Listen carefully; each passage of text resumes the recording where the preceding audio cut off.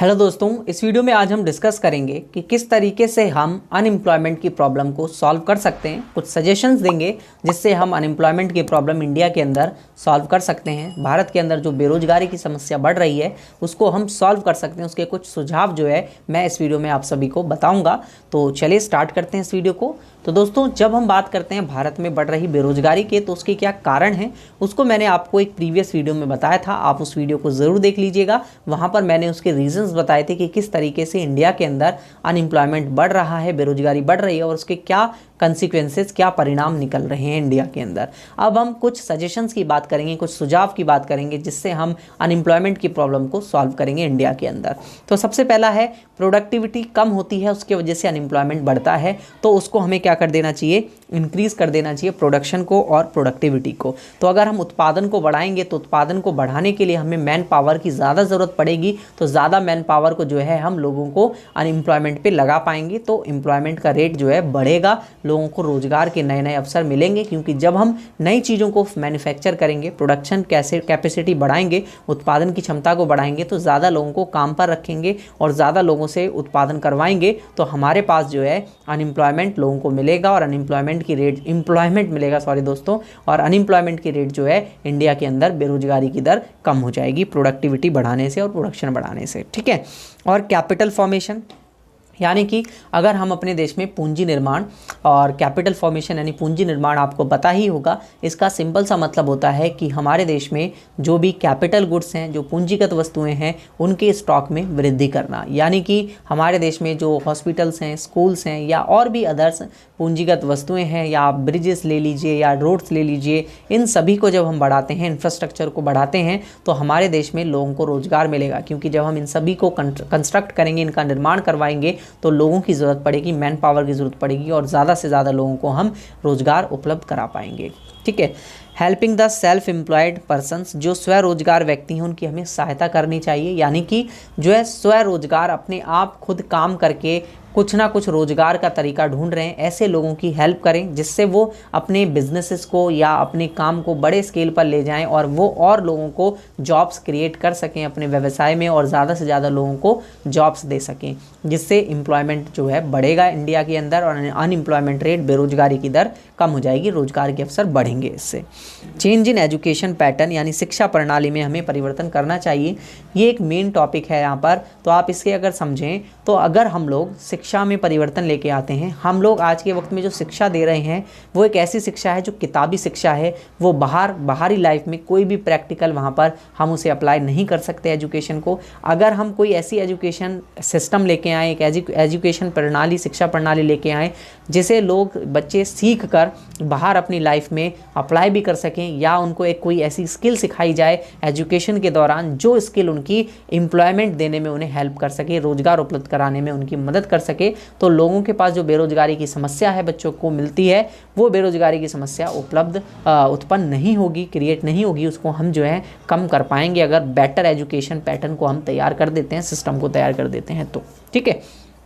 और change in industrial technique, औद्योगिक तकनीक में हमें जो है परिवर्तन करना चाहिए। औद्योगिक तकनीक में परिवर्तन करने का मतलब है हम लोग लेबर्सों से भी प्रोडक्शन करवा सकते हैं और मशीन से भी प्रोडक्शन करवा सकते हैं। तो हम मशीन से प्रोडक्शन को करवाएं, बट ज़्यादा मात्रा में उनका उपयोग ना करें।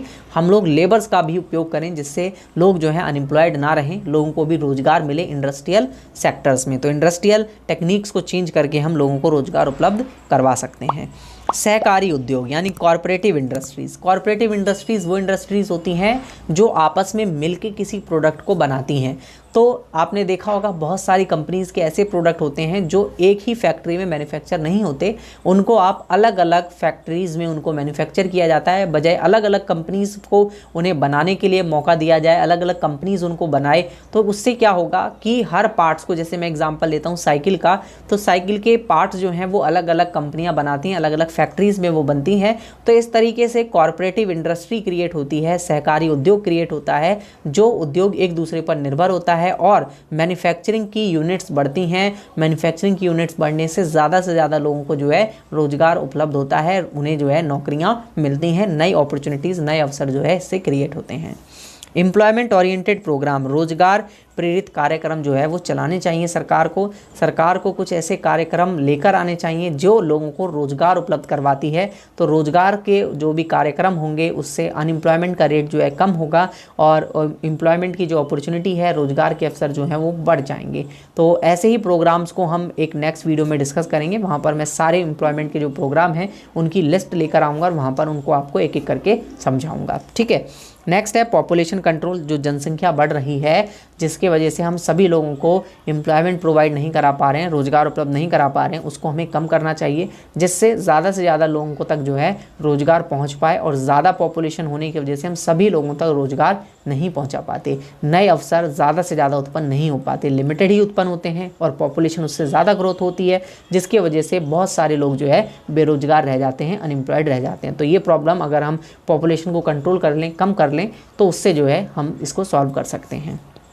नेक्स्ट है एरेडिकेट द सीजनल अनएम्प्लॉयमेंट। मौसमी बेरोजगारी को ख़त्म कर दिया जाए। मतलब हम लोग ऐसे नए तरीके बनाएं जिससे जो मौसमी बेरोजगार लोग हैं उनको, जो सीजनल बेरोजगार लोग होते हैं, अनएम्प्लॉयड लोग होते हैं, उनको कुछ ना कुछ नए रोजगार के अवसर उपलब्ध करा पाएँ। जैसे आपने देखा होगा अपने एरियाज़ में जो गन्ने बेचने वाले, गन्ने का जूस बेचने वाले होते हैं गर्मियों में, वो सर्दियों में स्टार्ट कर देते हैं रजाई गद्दे वगैरह का बिज़नेस, रुई का एक तरीके से, क्योंकि उनकी जो गन्ने से जूस निकालने वाली मशीन होती है वो उनके रुई के उसे धुलने में काम आ जाती है, अलग अलग करने में उसके रेशे। तो एक तरीके से वो लोग जो हैं दोनों सीज़न में, दोनों मौसम में जो है बेरोजगार नहीं रहते, उन्हें दोनों सीज़न में जो है एम्प्लॉयमेंट मिल पाता है। इसी तरीके से हमें जितने भी सीजनल काम हैं उनमें वैरायटी लेकर आनी चाहिए जिससे वो जो है अलग अलग तरीके से अलग अलग सीज़न में अपने एम्प्लॉयमेंट के अपॉर्चुनिटीज़ को क्रिएट कर सकें और उसे बढ़ा सकें और लोग जो हैं मौसमी बेरोजगारी से पीड़ित ना रहें, यानी कि जो सीजनल अनएम्प्लॉयमेंट होता है उसको कम किया जा सके और लोग जो हैं सीजनल अनएम्प्लॉयड ना रहें। ठीक है। तो ये सभी रीज़न्स थे, ये सभी सजेशंस थे जो मैंने आपको बताया कि किस तरीके से हम जो है इंडिया के अंदर अनएम्प्लॉयमेंट को कम कर सकते हैं। ये कुछ सजेशंस थे। अगर आप में से कोई भी student paid online courses join करना चाहता है जो आपको मिनिमम फीसेस पर प्रोवाइड किए जाते हैं तो आप मुझे इस नंबर पर कांटेक्ट कर सकते हैं, जहां पर आपको कोर्स की सारी इन्फॉर्मेशन मैं प्रोवाइड करा दूंगा। और लिंक डिस्क्रिप्शन में दिया हुआ है टॉप क्लासेज ऐप का, तो आप टॉप क्लासेज ऐप को डाउनलोड कर लीजिए। उसमें आपको सारे कोर्सेज अवेलेबल होते हैं, सारे कोर्सेज आपको मिल जाएंगे। अगर कोई क्वेरी होती है तो आप मुझे इस नंबर पर कॉन्टैक्ट भी कर सकते हैं, जिससे मैं आपको कोर्स के रिगार्डिंग सारी इन्फॉर्मेशन प्रोवाइड कर दूंगा। अगर वीडियो अच्छा लगा हो तो अपने सभी दोस्तों तक वीडियो को शेयर ज़रूर करें, चैनल को सब्सक्राइब कर लीजिए, क्योंकि इसी तरीके की वीडियोस मैं आप सभी के लिए बनाता रहता हूँ। वीडियो देखने के लिए धन्यवाद। अगले वीडियो में मिलते हैं।